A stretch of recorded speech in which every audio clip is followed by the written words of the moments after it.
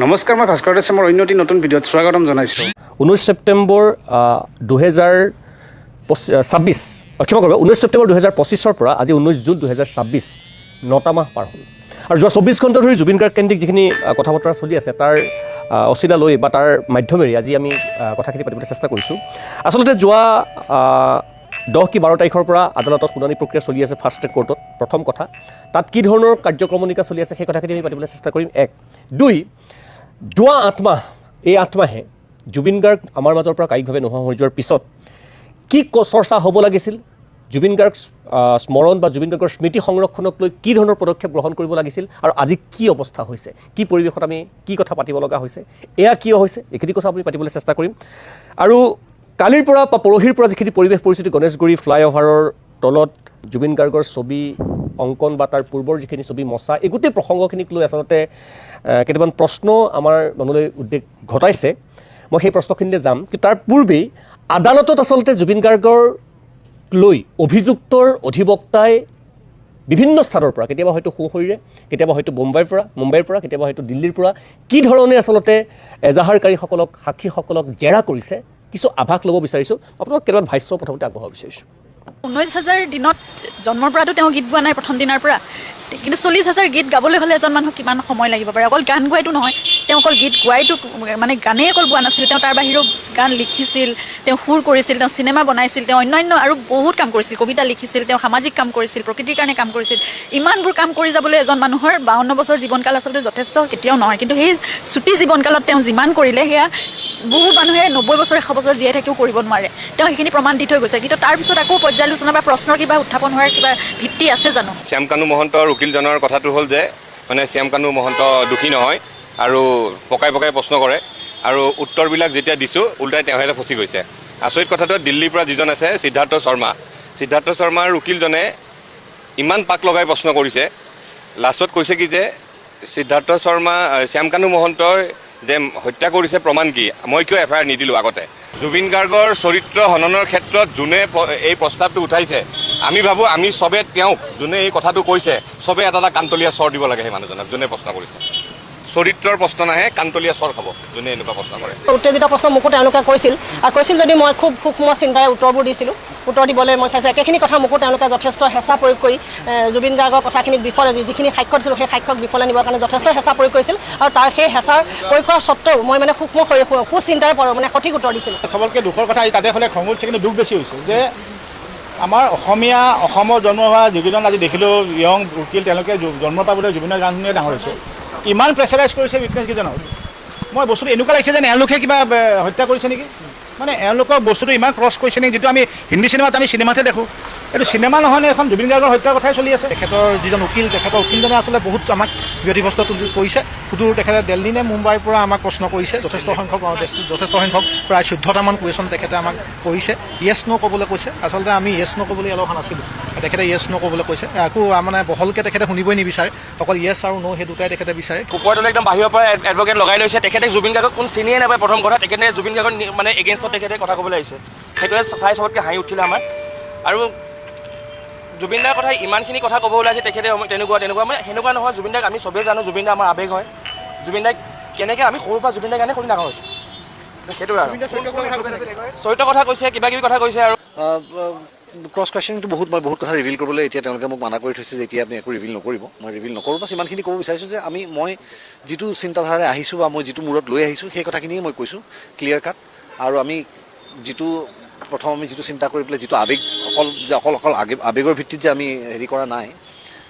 এটা FIR file কৰা নাই, সেই কথাটো মই বাৰম্বাৰ কৈছোঁ। এই যে নামী দামী উকিলবিলাক ধৰাত যে কোটি কোটি টকা যে খৰচ হ'ব, এই খৰচটো ক'ত হৈ আছে? গতিকে এই খৰচটো কোনোবা ব্যক্তিয়ে কৰি আছে নেকি? শ্যামকানু মহন্ত, সিদ্ধাৰ্থ শৰ্মা, অমৃতপ্ৰভা মহন্তৰ এই যিটো গেঙে আমাৰ হিয়াৰ আমঠু জুবিন গাৰ্গক হত্যা কৰিলে বিদেশৰ মাটিত নি, এই গেংটোক ৰক্ষা কৰিবৰ কাৰণে, সুৰক্ষিত কৰিবৰ কাৰণে আৰু যাতে কোনো ধৰণৰ শাস্তি তেওঁলোকৰ ওপৰত পৰৱৰ্তী পৰ্যায়ত প্ৰয়োগ নহয়, তাৰ কাৰণে এই ব্যৱস্থাটো সুৰক্ষিত কৰিবলৈ কোনোবাই এই কোটি কোটি ধন বিনিয়োগ কৰিছে নেকি? সেই আছিল কেইজনমান এজাহাৰকাৰী তথা জুবিন গাৰ্গৰ পত্নী বন্ধু যিসকল আদালতত আছিল তেখেতসকলৰ মনৰ কথা মই আজি গোটেই প্ৰসংগখিনি আলোচনা কৰিবলৈ চেষ্টা কৰিছোঁ আৰু মোৰ অতিথিসকলক চিনাকি কৰিব বিচাৰিছোঁ মোৰ একেবাৰে সোঁফালে মাৰ্চেল বৰুৱা চিত্ৰশিল্পী মাৰ্চেল বৰুৱা সকলোৱে জানে বা চৰ্চা চলি আছে তেখেতক লৈ পেলাই পলাশ ৰঞ্জন বৰুৱা তেখেত এজাহাৰকাৰী আছিল প্ৰিয়ংকা বৈশ্য জুবিন গাৰ্গৰ অনুৰাগী কালি তেখেত আছিল অভিজিৎ শৰ্মা তেখেতক আৰু নতুনকৈ চিনাকি কৰি দিয়াৰ প্ৰয়োজন নাই তেখেত অন্যতম এজাহাৰকাৰী আছিল আৰু পিকু বৰগোহাঁই জুবিন ফেন ক্লাবৰ সাধাৰণ সম্পাদক পিকু বৰগোহাঁই যোৰহাটৰ পৰা আমাৰ লগত সংযোজিত হৈ আছে শ্যামন্ত গৌতম জুবিন গাৰ্গৰ বন্ধু জুবিন গাৰ্গ ন্যাসৰ সদস্য শ্যামন্ত গৌতম ডিব্ৰুগড়ৰ পৰা আমাৰ লগত সংযোজিত হৈ থাকিব জুবিন গাৰ্গৰ অনুৰাগী ত্ৰিদীপ ভাগৱতী প্ৰথমতে মই শ্যামন্ত গৌতম ঘটনা প্ৰবাহটো আপুনি দেখি আছে যোৱা 9 মাহৰ গোটেই কাৰ্যক্ৰমণিকা আপোনাৰ জ্ঞাত মই আপোনাক আজি অনুষ্ঠানলৈ আমন্ত্ৰণ জনোৱাৰ এটাই মাত্ৰ উদ্দেশ্য যে যি জুবিন গাৰ্গ ন্যাস বা জুবিন গাৰ্গৰ সমাধিস্থলী নিৰ্মাণক লৈ এখন সমিতি গঠন কৰি দিয়া হৈছিল 9 মাহৰ পিছত আপোনালোকে বহুখিনি তাত বিভিন্ন ধৰণৰ প্ৰজেক্ট দিছিল বিভিন্ন ধৰণৰ পৰামৰ্শ দিছিল মই আপোনাৰ পৰা জানিব বিচাৰিছোঁ এই বিতৰ্কখিনি বাদ দি বাকীখিনি কথা আমি পাতিম কি পৰ্যায়ত আছে আৰু ৰজাঘৰৰ সদিচ্ছা কেনেধৰণৰ শ্যামন্ত গৌতম নমস্কাৰ ধন্যবাদ মোক নিমন্ত্ৰণ কৰাৰ কাৰণে কথাখিনি ক'বলৈ সুযোগ দিয়াৰ কাৰণে চ' ময়ো এই সমিতিখনৰ এজন মেম্বাৰ হিচাপে আছোঁ আৰু প্ৰথমতে যেতিয়া এই গোটেই সমিতিখন বনোৱা হৈছিলে মোৰ মনত আছে 29 অক্টোবৰত আমাৰ এখন মিটিং হৈছিলে তেতিয়া আমি আমাৰ ফালৰ পৰা এটা ডিজাইন প্ৰস্তুত কৰিছিলোঁ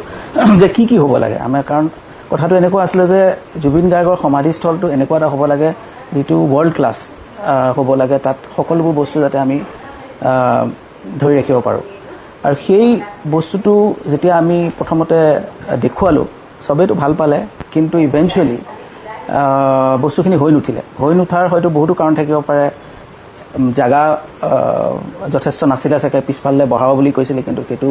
নহ'লগৈ আমি বিচাৰিছিলোঁ 20 বিঘা মাটি গোটেই প্ৰজেক্টখিনি কৰিবৰ কাৰণে কিন্তু এতিয়া হয়তো 6 বিঘা মাটি দিয়া হৈছে যি কি নহওক আমি ভাবিছোঁ যে সেইখিনিতে এতিয়া যিটো সমাধিস্থল হওক সেইটো যাতে ৱৰ্ল্ড ক্লাছ এক্সিকিউশ্যনৰ থ্ৰুৱেদি হওক ডিজাইন তেনেকুৱা হওক তাৰে আমি বস্তুখিনি সীমিত কৰি কেইটামান বস্তু আমি বিচাৰিছোঁ এটা হ'ল তাত এটা এম্পি থিয়েটাৰ থাকক য'ত জুবিন গাৰ্গৰ স্মৃতিত বা সান্নিধ্যত আহি মানুহে নিজে পৰিৱেশন কৰিব পাৰে কিবা গান কৰিব পাৰে তাত কিবা মানে নাটক কৰিব পাৰে তাৰপিছত মিউজিয়াম এটা হওক কাৰণ মিউজিয়ামটো আমি বেলেগ বেলেগ জেগাত কেইবাটাও মিউজিয়াম কৰিলে লাভ নহ'ব যিহেতু এটা চেণ্ট্ৰেলাইজ প্লেচত মিউজিয়াম কৰা হয় আৰু সেই মিউজিয়ামটো ডাঙৰ হ'ব লাগিব তেওঁৰ যিমানবোৰ বস্তু আছে গাড়ী ঘোঁৰা যিমান গোটেই বস্তুবোৰ সেই বস্তুবোৰ তাত থাকিব লাগে আমি বহুতবোৰ কথা ভাবিছিলোঁ যে জুবিন গাৰ্গৰ এটা লাইভ হলোগ্ৰাম হ'ব লাগে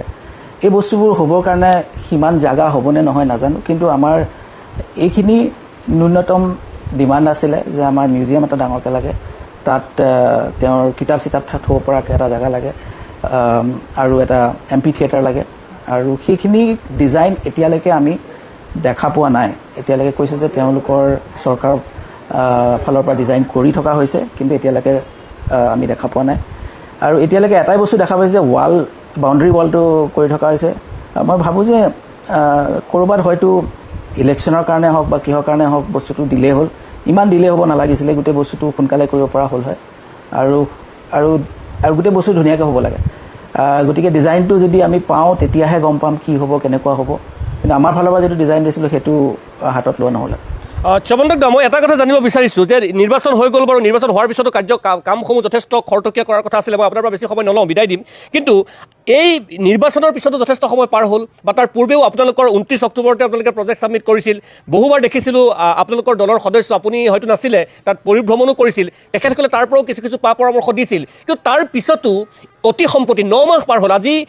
আপোনাৰ 19 ছেপ্টেম্বৰ 2025 পৰা আজি 19 জুন 2026 9 মাহ পাৰ হ'ল এই শেহতীয়াকৈ নিৰ্বাচনৰ পিছতে বুলি কওঁ কিবা পদক্ষেপ আপোনালোকলৈ কিবা প্ৰপ'জেল আপোনালোকলৈ কিবা প্ৰস্তাৱ যে আমুক প্ৰস্তাৱটো গ্ৰহণ কৰা হৈছে কিবা এখন মিটিং আয়োজন কৰা হৈছে বা সভা আয়োজন কৰা হৈছে কিবা ৰজাঘৰীয়া কথা বতৰা আহিছে প্ৰস্তাৱ আহিছে লাষ্ট এইটোৱে কোৱা হৈছিলে যে তেওঁলোকে চাৰিওফালে বাউণ্ডেৰী ৱাল পেৰাপেট ৱাল দিছে আৰু যিটো আমাৰ ইচ্ছা অনুসৰি আমি যিকেইটা বস্তু বিচাৰিছোঁ সেইকেইটালৈ ডিজাইনটো দিয়াৰ পাছতহে এপ্ৰুভ হোৱাৰ পাছত বস্তুখিনি বনিব মই ভাবোঁ ক'ৰবাত নহয় ক'ৰবাত দেৰ is a issue of priority আৰু ক'ৰবাত নহয় ক'ৰবাত প্ৰায়ৰিটিটো কমি গৈছে হয়তো বেলেগ বস্তু প্ৰায়ৰিটি বাঢ়িছে কিন্তু মই ভাবোঁ যে এই জুবিন গাৰ্গক লৈ পেলাই এই কথাটো ডিপ্ৰায়ৰিটাইজ কৰাটো বেয়া হৈছে সোনকালে আৰু যদি যেনেকৈ ফাষ্ট ট্ৰেক কোৰ্টত কামবোৰ আগবাঢ়িছে সেই তেনেকৈ ফাষ্ট ট্ৰেক বস্তু এটা যদি কৰিব পৰা হয় এতিয়াও যদি কৰে মই ভাবোঁ সেইটো ভাল হ'ব নহ'লে ৰাইজে কি ধৰণে পদক্ষেপ লয় কি ধৰণে আৱেগত বস্তু আহে সেইবোৰতো দেখা পাইছে কালিৰ ঘটনাটোকে হওক গতিকে এই বস্তুখিনি সোনকালে কৰাটো বিৰাট দৰকাৰ এইখিনিতে মই আৰু এটা কথা ক'ব খোজোঁ যে আমাৰ CM ছাৰে হিমন্ত দায়ে গোটেই অসমখনক এটা কনচাৰ্ট ইকনমি বনাবৰ কাৰণে খুজি আছে ৰাইট এইটো বিৰাট ভাল পদক্ষেপ কিন্তু মই ভাবোঁ যে কনচাৰ্ট ইকনমিত কিয় আমি জুবিন গাৰ্গকে ব্ৰেণ্ড এম্বেচেডৰ নবনাওঁ আৰু জুবিন গাৰ্গক লৈ পেলাই আমি কিছুমান এনেকুৱা ধৰণৰ পৰিৱেশ আৰু জেগা বনাব পৰা যায় ডিজাইন কৰিব পৰা যায় চহৰতে হওক গোটেই বেলেগ বেলেগ অসমৰ বিভিন্ন জেগাতে হওক এই কনচাৰ্ট ইকনমিটো গ্ৰ' কৰোঁতে ডাঙৰ কৰোঁতে জুবিন গাৰ্গৰ লগতে কিয় কৰিব পৰা নাযায় যিহেতু মানে অকল এখন ছবি লৈ পেলাই ইমান হুলস্থুল কিন্তু তাকে যদি সেই ডিজাইনটোত আৰু সেই কনচেপ্টটোত সোমোৱাই ল'ব পৰা যায় মই ভাবোঁ দুইটা বস্তু একেলগে হয় কনচাৰ্ট ইকনমিও গ্ৰ' কৰিব ৱৰ্ল্ড ক্লাছ বস্তু এটা হ'ব আৰু জুবিন গাৰ্গৰ যিটো সপোন আৰু অসমক লৈ আৰু আমাৰ ৰাইজৰ যিটো সপোন দুইটা একেলগে বাস্তৱ হ'ব সংকটে মই শেষ প্ৰশ্নটো কৰিছোঁ শ্যামন্তক দা যিটো অভিজিৎ শৰ্মাৰ পলাশ ৰঞ্জন বৰুৱা আছে আপুনি পোনপটীয়া সম্প্ৰচাৰত কিমান দূৰ শুনিছে মই নাজানো কথা পাতিব লাগিছিল আমি সেইখিনি আপুনি যিখিনি কথা ক'লে মই সেইকাৰণে আপোনাক প্ৰথমতে আপোনাৰ পৰা মন্তব্যখিনি জানিছিলোঁ যে সেই কথাখিনি আমি পাতিব লাগিছিল কি হ'ব লাগিছিল আৰু আমি আজি পাতিব লগা হৈছে যে আদালতত অভিযুক্তৰ অধিবক্তাই জুবিন গাৰ্গৰ চৰিত্ৰ হনন কি পৰ্যায়ত কৰিলে সাক্ষীসকলক ক্ৰছ কুৱেশ্যনৰ নামত কিমান হাৰাশাস্তি কৰিছে ক'ত ছবি আঁকিছে ক'ত ছবি সৌন্দৰ্য বৰ্ধনৰ নামত মোহাৰি পেলোৱা হৈছে আমি পাতিব লগা হৈছে সেইখিনি কথা এই যিটো আদালতৰ বিশেষকৈ অভিযুক্তৰ আদালতে ভিডিঅ' কনফাৰেন্সিং যোগে সাক্ষীক জেৰা কৰাৰ নামত যিখিনি কাৰবাৰ কৰি আছে গৰিমা শইকীয়া গাৰ্গে সৌসিদ্ধাহনি চলি চকুৰে ক'ব লগা হৈছে বা লিখিব লগা হৈছে যে ইমানহে বাকী থাকিলে নেকি এই কথাখিনি লৈ পেলাই আপোনাৰ প্ৰতিক্ৰিয়া এইটো বিৰাট দুখ লগা মানে গোটেই পৰিস্থিতিটোৱে দুখ লগা যে আমি জুবিন গাৰ্গক কি ধৰণে ৰাখিব বিচাৰোঁ বা কি ভাবোঁ কি তেওঁ দি গ'ল এই কথাখিনিলৈ আমি আলোচনা কৰা নাই কিন্তু আমি যিকেইজন দোষী বা দোষী হিচাপে ধৰা হৈছে তেওঁলোকক বচাবৰ কাৰণে জুবিন গাৰ্গৰ চৰিত্ৰ হনন কৰা হৈছে জুবিন গাৰ্গৰ বেলেগ বেলেগ দিশ উদঙোৱা হৈছে যিবোৰ হয়তো একেবাৰে সম্পূৰ্ণৰূপে মিছা গতিকে এই কথাবোৰ দুখজনক আৰু শুনিও বেয়া লাগে তাৰ কাৰণে মানে এই বস্তুবোৰ হ'ব নালাগে প্ৰথম কথা আৰু এই বস্তুবোৰ যিমান নোহোৱাকৈ কমপ্লিট হ'ব পাৰে গোটেই প্ৰচেছটো সেইটোতহে মই আশা কৰিছোঁ মই ধন্যবাদ জনাইছোঁ শ্ৰীমন্ত গৌতম আপোনাক সদ্যহতে মই আপোনাৰ পৰা বিদায় লৈছোঁ এইখিনি কথাকে মই আপোনাৰ পৰা জানিব বিচাৰিছোঁ ত্ৰিদীপ ভাগৱতী আমাৰ লগত সংযোজিত হৈছে ত্ৰিদীপক স্বাগতম জনাইছোঁ অভিজিৎ শৰ্মা মই আপোনাৰ ওচৰলৈ আহিছোঁ আৰু পলাশ ৰঞ্জন বৰুৱা ডাঙৰীয়া আমিবিলাকে পিকু সম্ভৱতঃ আদালতৰ ভিতৰলৈ গৈছে কিন্তু মই আদালতৰ ভিতৰৰ অৱস্থাটো দেখা পোৱা নাই আপোনালোকে দেখা পাইছে বা আপোনালোকক ক্ৰছ কুৱেশ্যন কৰিছে অভিজিৎ শৰ্মাৰ পলাশ ৰঞ্জন বৰুৱা প্ৰথমতে মই অভিজিৎ দা আপোনাৰ ওচৰলৈকে আহিছোঁ যে আপুনি সৌসিদ্ধাহনি খুব উষ্মাৰে কৈছিল যে কি পৰ্যায়ত হৈছে মই অকণমান কেনেকৈ গৈ আছে গোটেই প্ৰচেছটো কি হৈ আছে আদালতৰ হয় এটা দ্ৰুতগতিত আগবাঢ়িছে সেইটো সঁচা কথা আমি সাক্ষীসকলৰ কথা শুনি বা পাব্লিক প্ৰচিকিউটৰৰ কথা শুনি আমি এইটো কথাত আমি বিশ্বাস কৰিছোঁ যে এটা শুদ্ধ পথত ন্যায় গোটেই যাত্ৰাটো গৈ আছে কিন্তু এই যিটো অভিযুক্তৰ অধিবক্তাৰ যিটো কথা সোধাৰ প্ৰক্ৰিয়া সাধাৰণ মানুহ হ'লেতো তাতে অলপ কিং কৰ্তব্য বিমূৰ হৈ যাব মই আপোনাৰ অভিজ্ঞতাখিনি অকণ জানিব বিচাৰিম ধন্যবাদ একচুৱেলি মোক যিদিনাখন মাতিলে মই যেতিয়া গ'লোঁ মই কাজিয়া কৰিম বুলিয়ে গৈছোঁ আৰু মোক হাৰাশাস্তি কৰা নাই মই তেওঁলোকক হাৰাশাস্তি কৰিছোঁ মোৰ পুৰণা এটা অভিজ্ঞতা আছে প্ৰশ্ন আহিছিল মই কৈ আছোঁ 17 অক্টোবৰ 2017 মোৰ এটা কোৰ্টৰ অভিজ্ঞতা আছে যে তেতিয়া চিফ জাষ্টিছ ৰঞ্জন গগৈ ডাঙৰীয়াই ছুপ্ৰিম কোৰ্টত মোক 20 মিনিট গালি পাৰিছিলে আৰু মোক জেলত ভৰাম বুলি কৈছিলে নিৰ্দোষী বিনা দোষত তো তেতিয়াই মোৰ এটা অভিজ্ঞতা এটা হৈছিলে এই কথাখিনি লৈ যিয়ে নহওক সোমোৱাৰ লগে লগে বহুতকেইটা কথা আছে মই ইমানখিনি এতিয়া ক'ব নোৱাৰিম বহলাই চৰিত্ৰ হননৰ কথাটো যিটো কথা কৈ আছে তেওঁলোকৰ এটাই কথা যে জুবিন গাৰ্গে মদ খাইছিল নেকি মোক সুধিছিল মই কৈছোঁ মোৰ আগততো খোৱা নাই আৰু ষ্টেজত যদি তেওঁ মানে খোৱা হেৰি কৰে সেইটো এক্টিং বুলি মই ভাবোঁ মই কৈছোঁ যে এইটো তেওঁৰ এক্টিং কৰে তেওঁ মদ নাখায় কিন্তু আপুনি জানেনে নাজানে অমৃত প্ৰভাই জুবিন গাৰ্গক হোটেলত মদ খোৱালে আৰু মদ খুৱাই পেলাই ইয়াতচলৈ লৈ গৈছিলে এই কথাটো ক'লোঁ তাৰপিছত তেওঁলোকে মোক ক'লে যে আপুনি জানেনে নাজানে যে হোটেলখনত যিখন পেন পেচিফিক নেকি হোটেলখনত ছিকিউৰিটি এৰেঞ্জমেণ্ট কৰা আছিল মেডিকেলৰ এৰেঞ্জমেণ্ট কৰা আছিল মই তেতিয়া তেওঁক ক'লোঁ আপুনি জানেনে নাজানে ইয়াতছত যে ছিকিউৰিটি নাছিল আৰু মেডিকেল নাছিলে মই ওলটাই তেওঁলোকক প্ৰশ্নখিনি কৰিছোঁ তাৰপিছত তেওঁলোকে মোক প্ৰশ্ন কৰিলে যে মই পাব্লিচিটিৰ কাৰণে এফআইআৰখন দিছোঁ তেতিয়া মই কৈছোঁ মোক আপুনি ফেচবুকটো খোলক এতিয়া মোকে দেখাব মোক আৰু নতুনকৈ পাব্লিচিটি নালাগে আৰু আপুনি পাব্লিচিটি ল'বলৈ অভিজিৎ শৰ্মাক সেই প্ৰশ্নটো কৰিছে চ' তেনেকুৱা কথা অমৃত প্ৰভাই এডভকেটে চাৰ্জশ্বিটখনৰ কথা ক'লে যে তেওঁ বোলে চাৰ্জশ্বিটখন নামানে মোলৈ চাৰ্জশ্বিটখন লৈ আমি কথা পাতি আছোঁ ইয়াতে তাৰপিছত তেওঁ 17টা 18টা শব্দ ব্যৱহাৰ কৰে প্ৰশ্নত মোক এটা শব্দত ক'বলৈ দিয়ে বোলো মই ৰেপিড ফায়াৰ কৰিব ইয়াত অহা নাই তাৰপিছত মই জাজক ক'লোঁ মিলৰ্ড মই তেখেতে যিহেতু 17টা পৰা 18টা শব্দ ব্যৱহাৰ কৰি মোক প্ৰশ্ন কৰি আছে মই 10ৰ পৰা 12টা শব্দ ব্যৱহাৰ কৰি ক'ম এইটো হ'ল তাৰপিছত আপোনাৰ মানে তাতে কি কৰিছে আপোনাৰ স্ক্ৰীণখন যিখন স্ক্ৰীণ আৰু তাৰ স্ক্ৰীণখনত PSO দুজন ওলাই থাকে বাকীকেইটা লুকাই থাকে কোনো নোলায় এনেই অকণমান মুখখন এনেকৈ অলপমান মুখখন ইমানমান ওলাই দিয়ে অমৃত প্ৰভাই বাকী নোলায় তো মই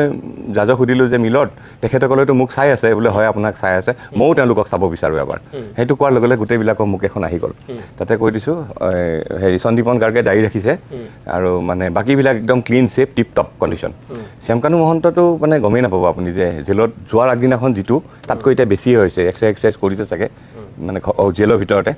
যে একদম টিপ টপ তেওঁলোকৰ কোনো অনুশোচনা নাই একো নাই তাৰমানে একোৱেই নাই তেওঁলোকৰ আৰু এটা কথা ঠিক যে এই যে মানে অপৰাধীবিলাকৰ উকিল যিবিলাক এডভকেট হয় তেওঁলোকৰ প্ৰশ্ন নাই সুধিবলৈ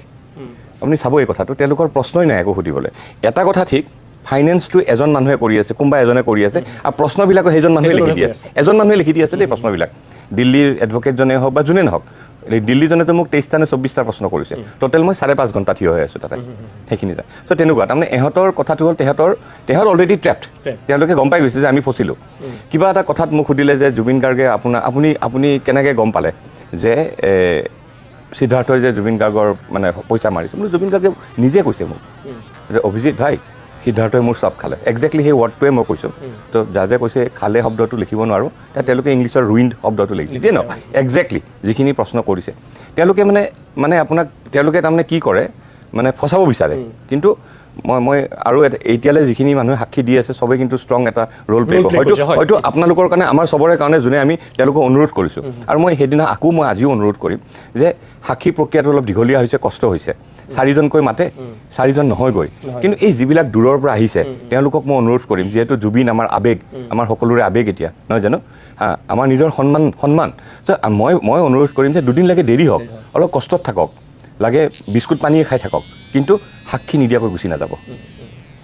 মই পলাশৰঞ্জন বৰুৱা আপোনাক একেটা প্ৰশ্ন যদি মই আপোনাক সোধোঁ যে আপোনাৰ অভিজ্ঞতাটো কেনেকুৱা তাৰপিছত মই এই প্ৰসংগটোলৈ আহিম মই এতিয়ালৈকে জুবিন গাৰ্গ কেছত সাক্ষী দিয়া নাই যদিও চৌধুৰী গৈছে ভিতৰত আছিলে আপুনি নাই মই নাছিলোঁ মই বাহিৰতে ৰৈছিলোঁ মই দুদিন গ'লোঁ আৰু সেইদিনাই মই মোৰ দিল্লী প্ৰগ্ৰেম আছিলে মই দিল্লী যাবলগীয়া হ'ল কিন্তু আমি যিহেতু অভিজিত দা আৰু মই আমি জইণ্ট পিটিশ্যন জইন এজাহাৰ আছিল আৰু আমি PILটো একেলগে কৰিছিলোঁ গতিকে অভিজিত দাই যিখিনি দিছে সেইখিনি মোৰ মতামত বুলি অলৰেডি কোৰ্টক জনাই দিয়া হৈছে আমি নহয় জানো আৰু এইটো কোৰ্টে একচেপ্ট কৰিছে কি জানে আমি এতিয়া মই কালি সেইদিনাখন কোৰ্টত মই এটা কথা কৈ দিছোঁ যে আমি হোমৱৰ্ক কৰি আহিছোঁ আমি এনেই অহা নাই কিয় আমি হাতীগাঁও থানাত FIR দিছোঁ কমিশ্যনখন বনাইছে আমাৰ FIR আমাৰ PILখনৰ কাৰণে কমিশ্যনত আমি কৈছোঁ আৰু আমাৰ PIL এটাও কৰিছোঁ পলাশৰঞ্জন আৰু মই 46/2025 চ' আমি ধেমালি কৰিব অহা নাই আৰু কোৰ্টক আৰু উকিলসকলক মানে বিপৰীত পক্ষৰ উকিলসকল আমি এটা কথা মই স্পষ্টভাৱে জনাই দিছোঁ যে আমি হোমৱৰ্ক কৰি আহিছোঁ আমি ধেমালি কৰিব অহা নাই ত' প্ৰশ্ন কৰোঁতে আমাক ভালকৈ কৰিব ইনফেক্ট সিদ্ধাৰ্থ শৰ্মাৰ উকিল আৰু শ্যামকানু মহন্তৰ উকিলৰ মাজত অলপ তৰ্কাতৰ্কি হ'ল কিয় হ'ল সিদ্ধাৰ্থ শৰ্মাই উকিলে মোক যিমান প্ৰশ্ন কৰি আছে প্ৰত্যেকটো প্ৰশ্নত মই শ্যামকানু মহন্তক টানি আছোঁ তো শ্যামকানু মহন্তৰ উকিলজনে তেওঁক কৈছে যে আপুনি প্ৰশ্নবিলাক অলপ ভালকৈ কৰিব মানে মোৰ ক্লাইণ্টৰ ইমেজ নষ্ট হৈ আছে তেখেতৰ মাজত এটা লাগি যায় আৰু আমি যিখন এজাহাৰ দিছিলোঁ সেই এজাহাৰখনৰ ওপৰতে কিন্তু গোটেই বেছ কৰি এতিয়া কুৱেশ্যনবিলাক আহিছে সেইখনেই আটাইতকৈ টপ আৰু সেইখন এজাহাৰ লিখোঁতে 3 দিনমান আমি ডিছকাছ কৰি হেৰি কৰিবলগীয়া আছে আৰু যিজন উকিলে ডিব্ৰুগড় এজন উকিলে বনাইছিলে নাম তেওঁৰ বিজয় পাণ্ডে নহয় জানো যথেষ্ট কষ্ট কৰিছে তাৰপিছত আমি আৰম্ভণি পাই এজাহাৰ দিয়া দিনটোৰ পৰাই আমি বনোৱাৰ মুহূৰ্তৰ পৰাই আমি হোমৱৰ্ক কৰিছোঁ কাৰণ আৱেগত বহুত এজাহাৰ হৈছে আৰু সেই এজাহাৰবিলাকৰ কিন্তু কাম নাই ইভেন যিখন ফাৰ্ষ্ট এজাহাৰ দিছিলে মৰিগাঁও মইতো সেইখন চাইতো আমি অবাকে বাৰু ক'বলগীয়া নাই গতিকে আমি একদম প্ৰিপেৰেশ্যন আৰু একদম ল পইণ্ট প্ৰতিটো আৰু আমি দুইজন অভিজ্ঞ মানুহ আইন আদালতত তেওঁ যে মই যদিও জুবিন গাৰ্গৰ কেছটোত সাক্ষী দিয়া নাই মই বহু কেছ সাক্ষী দিওঁ এতিয়াও মাহে মাহে মই সাক্ষী দিবলৈ গৈয়ে থাকোঁ CBI কেছতো মই সাক্ষী দি পাইছোঁ ED কেছতো পাইছোঁ ইভেন মই EDয়ে মোক যোৱা বছৰ এটা জেৰাত ED অফিচত জেৰা কৰোঁতে ৰাতি মোক 7.5 ঘণ্টা লগাইছে গতিকে আৰু এটা কেছততো মই বোধ কৰোঁ কুজেন্দ্ৰ দলে কেছটোত AK ভট্টাচাৰ্য অসমৰ অনিল কুমাৰ ভট্টাচাৰ্য ছাৰেই হ'ল মানে ক্ৰিমিনেলৰ ক্ষেত্ৰত টপ বুলি কয় আৰু তেওঁৰ যিটো জেৰা মই 4 দিন বোধ কৰোঁ তেওঁৰ সন্মুখীন হ'লোঁ আৰু কেতিয়াবা আমি প্ৰিপেয়াৰ হৈ যাওঁ ধৰি লওক খুব এটা প্ৰভোগ কৰিবলৈ চায় উকিলে সাক্ষীৰ সময়ত, যাতে আদালতত আৱেগ খং এইবিলাকৰ কাম নাই, যুক্তিৰ কাম আছে, যুক্তিৰ কথা। গতিকে খং উঠি যাতে কথা পাহৰি যায় বা আৱেগিক হৈ যায়, এই কথাবোৰ কৰিবৰ কাৰণে উকিলে চেষ্টা কৰে। আজি দীৰ্ঘদিনৰ পৰা কিন্তু আমাৰ অসমৰ আদালতবিলাকত এটা সাধাৰণতে শালীনতাৰে যুক্তিৰে জেৰা কৰাটো এটা তৰিকা আছিল, কিন্তু আমি উত্তৰ ভাৰতৰ ৰাজ্যবিলাকত বিহাৰ ইউ পি যদি আদালতবিলাক চাই তাতে প্ৰভোকেশ্যনটো আৰু খুব মানে খং কৰিবৰ কাৰণে চেষ্টা কৰা সেই ছিষ্টেমটো কিন্তু বহুত বেছি আজিকালি আমাৰ ইয়াতো আহিছে। এইটো আমি এতিয়া যিবোৰ কেছ মুখামুখি হওঁ তেনেকুৱা ধৰণৰ পৰিৱেশ পাওঁ। গতিকে তাত সাক্ষীয়ে নিৰ্ভয়ে গোটেই কথাখিনি ক'বৰ কাৰণে মানসিকভাৱে সচেষ্ট হৈ থকাটো, সবল হৈ থকাটো একমাত্ৰ কাম। মই এবাৰ এটা সাক্ষীত কি কৈছিলোঁ, সৰু ল'ৰাৰ মোৰ তেতিয়া ল'ৰাটো সৰু, স্কুল যোৱাই নাই, তাক লগত লৈ গ'ল সাক্ষী দিবলৈ যাওঁতে। মই জানো যে সেই কেছটোত মানে মোক আমাৰ উকিলে আগতে ঠিক কৰি দিয়ে, মানে চৰকাৰী পক্ষ উকিলে আমাক চব কৈ আছে যে এনেকুৱা কৰিব। ল'ৰাটো লৈ গ'লোঁ, মোক যেতিয়া দীঘলীয়া একদম জেৰা কৰিব, তেতিয়া মানে মই এটা যাতে ল'ৰাটোৰ কাৰণে মই বাহিৰলৈ আহিব পাৰোঁ ৰেহাই, সেই সময়তে মানে পুলিচে খবৰ দিলে যে ল'ৰাটোৱে বাপেক নহ'লে খানা নাখায় বাহিৰত, তাক খোৱা টাইম হ'ল। গতিকে সেই সুযোগত মই ওলাই আহিলোঁ, অলপ মানে মানসিক ৰেষ্টটো লৈ আকৌ পাছৰ কথাখিনি নতুনকৈ ভাবি যাতে সাক্ষী দিম, সেইবোৰ তৰিকা থাকে দুয়োটা পক্ষই। গতিকে তেনেকুৱা অভিজ্ঞতা আমাৰ আছে। মই এতিয়া এটা কথাটো হ'ল যে আপোনালোকে অভিজ্ঞ বা আপোনালোকে জানে গোটেইখিনি কথা, এনেকুৱা কিছুমান এজাহাৰকাৰী আছে যিখিনি হয়তো গোটেই পৰিৱেশটোৰ লগত চিনাকি নহয়, তেনেকুৱা মানুহো পাইছোঁ, তেনেকুৱাকো অত্যন্ত বেছি হাৰাশাস্তি কৰিছে। মই এই প্ৰসংগটোলৈকে আকৌ আহিম, কোৰ্টৰ প্ৰক্ৰিয়াটো চলি আছে এইটো প্ৰসংগত। মাৰ্চেল বৰুৱা, মই কালিৰ গোটেই পৰিৱেশটোতো আৰু নতুনকৈ মই নকওঁ, কালি আপোনাক আৰক্ষীয়ে লৈ গৈছিল, ছবিখনো সম্পূৰ্ণ হোৱা নাই আৰু কিছু কাম কৰিবলগীয়া আছে তাত। কি ধৰণৰ কথা বতৰা হৈছিল? মই প্ৰথমতে যদি সেইটো কথা সোধোঁ যে আপোনাক কিবা প্ৰেছাৰাইজ কৰিছিল, আপোনাক কিবা নালাগে বুলি কৈছিল, আপোনাক কিবা লাগে বুলি কৈছিল, গোটেই পৰিৱেশটো আপোনাৰ মুখেৰে স্পষ্ট হৈ আপুনি ৰাইজক জনাওকচোন। তেওঁলোকে বিচৰা নাছিল মই ছবিখন অঁকাটো, হয়, আৰু তেওঁলোকে যথেষ্ট বুজাইছে, কিবা এটা আহিব বুলি ক'লে, জাপানৰ কিবা এটা হ'ব, কিমান বিলিয়ন টকা দিব, ল'ৰা ছোৱালীয়ে চাকৰি পাব, ভাল প্ৰজেক্ট এটা হ'ব গৈ আছে। মই মানে মোৰ কথাটো এইটো আৰু যে যিয়ে নহওক জুবিনদাৰ ছবিখন আঁকিম বুলি মই ৰাইজক প্ৰতিশ্ৰুতি দিছিলোঁ, মই প্ৰতিশ্ৰুতিবদ্ধ, আৰু সেইটো মোৰ দায়িত্ব, তেওঁৰ ছবি অঁকাটো মই আঁকিমেই, সেইটো আৰু। আৰু এই কিবা যিটো কমৰেড নেভাৰ ডাই, এই বাক্যটোক লৈ কিবা প্ৰশ্ন কৰিছিলে নেকি? সেইটো অদৰকাৰী কথা, এইটোক লৈ কিবা প্ৰশ্ন কৰিব লগা কি থাকিব? পিছত নাহিল, কিবা আগত আহি কথা বতৰাবিলাক চলি আচলতে কথাটো এনেকুৱা, মই ছবিখন কমপ্লিট হোৱাই নাই, আৰু কালি যিটো পৰিৱেশ হৈছে তাত ছবি আঁকিব, শান্তিৰে ছবি আঁকিব পৰা পৰিৱেশ নহয়, আৰু মানুহবোৰ গোটেই চাপি আহিছে মোক কাষ পালেহি, তেতিয়া মই গুচি গ'লোগৈ। আৰু এইটো বিচাৰিছিলোঁ যে উত্তপ্ত পৰিস্থিতি এটা যাতে সৃষ্টি নহওক, খুব ধুনীয়াকৈ পৰিৱেশটো ভাল এটা শালীনতা বজাই ৰাখি গোটেই হেৰিটো কৰা হ'ল, সেইটো ভাল হৈছে। আৰু সেয়াই পিকু বৰগোহাঁই, জুবিন ফেন ক্লাবৰ তৰফৰ পৰা যদি গোটেই পৰিৱেশটো, মই আপোনাক এইটো কাৰণেই আজি মাতিছোঁ যে শ্যামন্ত গৌতমৰ লগত প্ৰথম কথাখিনি পাতিলোঁ যে আমি পাতিব লাগিছিলে সেইখিনি কথা। আচলতে জুবিন গাৰ্গৰ সমাধি ক্ষেত্ৰত কি হৈ আছে, তাত কি থাকিব, স্কুল কলেজৰ পাঠ্যক্ৰমত জুবিন গাৰ্গৰ গান কবিতা সন্নিৱিষ্ট কৰিব পাৰে নেকি, প্ৰণালীবদ্ধভাৱে আমি তেওঁক কেনেকৈ ৰাখিব পাৰোঁ, আৰু আমি পাতিব লগা হৈছে তেওঁক চৰিত্ৰ খনন কোনে কৰিছে, তেওঁৰ ছবি কোনে মচিছে, তেওঁ কি হৈছে কি নাই হোৱা, সেইবিলাক কথা। আপোনালোকৰ দৃষ্টিভংগীটো কেনেকুৱা? নাই, আচলতে সেইটোৱে শ্যামলদাই কথাখিনি কৈছে, আপোনাৰ সমাধি ক্ষেত্ৰত নিৰ্মাণৰ ক্ষেত্ৰত যথেষ্ট লেহেমীয়া হৈছে। এইটো আজি 9টা মাহ গুচি গ'ল। আমিও শ্যামলদাই এটা ডিজাইন বনাইছিলে, তাতে গোটেইখিনি বস্তু সন্নিৱিষ্ট কৰিছিলে, একদম মিউজিয়ামৰ পৰা আদি কৰি লাইব্ৰেৰীৰ পৰা আদি কৰি গোটেইখিনি চাউণ্ড এক্সপেৰিয়েঞ্চ গোটেইখিনি প্লেন কৰিছিলে, মোক দেখাইছিলোঁ। সেইটো কি কাৰণে এপ্ৰুভ নকৰিলে নাজানো। আৰু এতিয়া অৱস্থাটো এনেকুৱা হৈছে আপোনাৰ যে বাউণ্ডেৰী ৱাল যে বনাই আছে, আপুনি যদি গৈ পেলাই এবাৰ লক্ষ্য কৰে তাতে 5জন লেবাৰ লগাই পেলাই কাম কৰিছে। ইমান ডাঙৰ মস্ত বাউণ্ডেৰী এটা 5জন লেবাৰ, ডিজি তেলো নাছিলে মাজতে। তো মই এতিয়া ক্ষেত্ৰৰ পৰা আহিছোঁ, মই তালৈ গৈছিলোঁ, কালি কিবা এটা অনুষ্ঠান আছে কাৰণে, ৰাভা দিৱস তাতে হয়, সেইটো কাৰণে মই তালৈ ক্ষেত্ৰত গৈছিলোঁ, কি কেনেকৈ আছে চাবৰ কাৰণে গৈছিলোঁ। এতিয়াও আপুনি চাব ৱালৰ এটা ছাইডৰ ৱালৰ মানে 30% মানে কাম হৈছে, যিখিনি কথা ঢাক ঢোল যে বজাই আছে ৱালৰ কাম কৰি আছোঁ বুলি, সেইখিনি কাম হোৱা নাই এতিয়া। আচলতে কামবোৰ অলপমান যদিও ঠিক আছে বাৰু, এতিয়া 9টা মাহ গ'ল, অকণমান প্লেনফুলি কামবিলাক কৰিলে ভাল হয়। এনেকৈ হ'লে মানে ইমান জুবিন গাৰ্গৰ ক্ষেত্ৰত ইমান লেহেমীয়া হ'ব নালাগিছিলে আচলতে, সেইখিনি বস্তু বেয়া লাগিছে। আৰু ছবিখন মোহা কথাটো লৈ পেলাই মাৰ্চেল কথাখিনি কথা কৈছে, আপোনাৰ পৰহিনা আমি দেখা পাইছোঁ, পৰহিনা দেখাব লগা মোক কোনোবাই হোৱাটছএপত পঠাইছে, আহি পেলাই মই ৰাতি চালোহি এবাৰ, ৰাতি চাওঁতে তাতে ৱৰ্কাৰবিলাক তেওঁলোকেতো সেইবিলাক কথা বুজি নাপাইছে। তাৰপিছত মই এজন তাতে আৰক্ষী বিষয়া এজন লগ পালোঁ, তাতে ৰাস্তাতে পুলিচ এজনে আছিলে, ট্ৰাফিক নহয়। এতিয়া সুধিলোঁ যে কি হৈছে ঘটনাটো, আপোনালোকে দেখা নাছিলে নেকি বস্তুটো? কৈছে নাই আমি নাছিলোঁ, আমি এতিয়াহে ডিউটিত আহিছোঁ। তাৰপিছত কালি পৰিস্থিতিটো দেখা পাইছে গোটেইখিনি বস্তু। এইটো আচলতে হ'ব নালাগে। আৰু ফটোখন ভিডিঅ'টো চাই কেনেকুৱা পালে কমেণ্ট বক্সত লিখিব, আৰু মোৰ পেজত যদি নতুনকৈ আহিছে পেজটো ফ'ল' কৰিব, যদি মোৰ ইউটিউব চেনেলত নতুনকৈ আহিছে চেনেলটো মোৰ ছাবস্ক্ৰাইব কৰিব। জয় আই অসম, ধন্যবাদ।